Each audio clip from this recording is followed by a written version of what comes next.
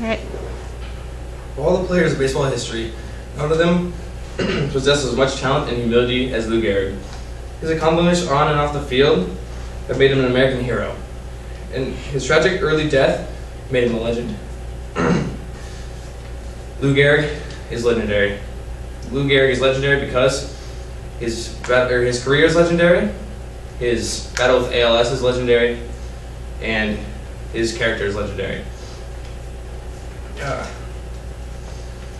First, I'm going to talk about his legendary career. He was born on June 19th, 1903. He went to Columbia University on a football scholarship. He actually lost his football eligibility because he was playing minor league baseball and getting paid for it. So the New York Yankees drafted him in 1925, where he played his whole career. He lived in the shadow, or he played in the shadow of Babe Ruth, batting right after him. He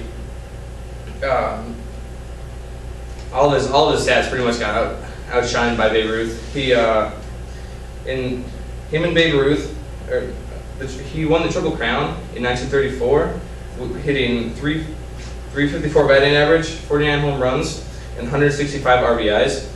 He won 6 World Series championships, was 7-time All-Star, won one MVP. He had 493 career home runs.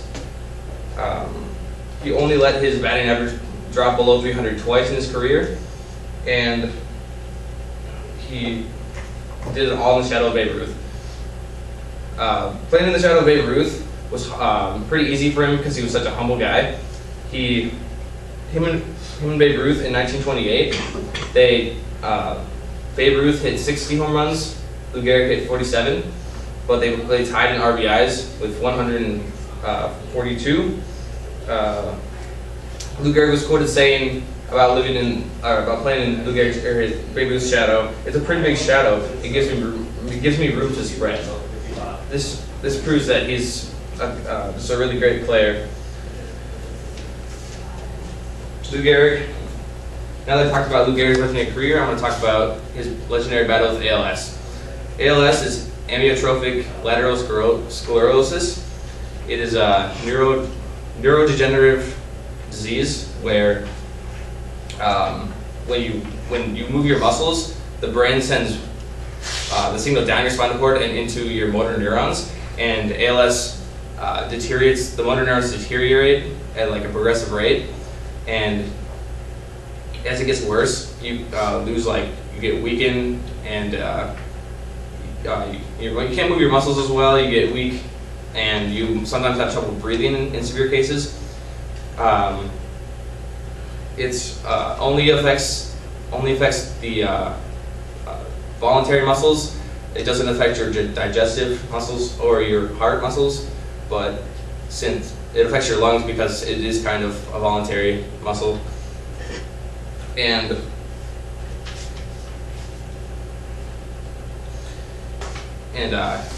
then his when everybody started to notice that Lou Gehrig was falling off was 1938, his second to last year in the league.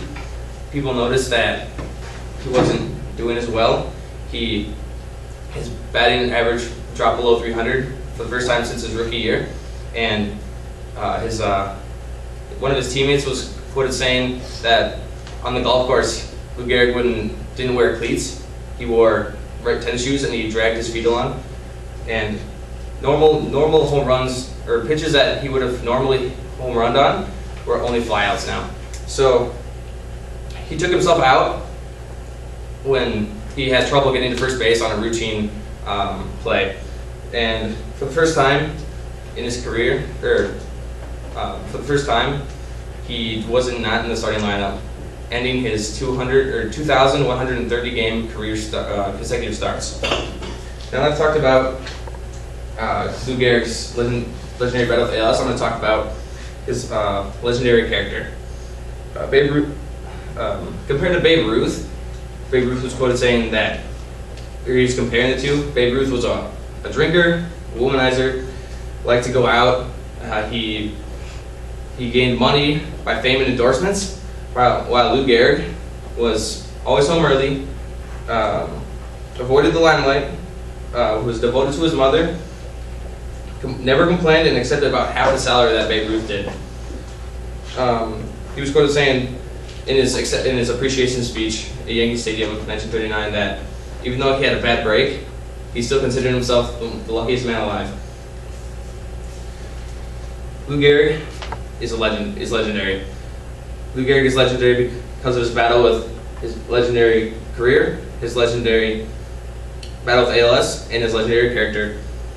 Lou Gehrig is renowned as one of the most talented and phenomenal baseball players of all time.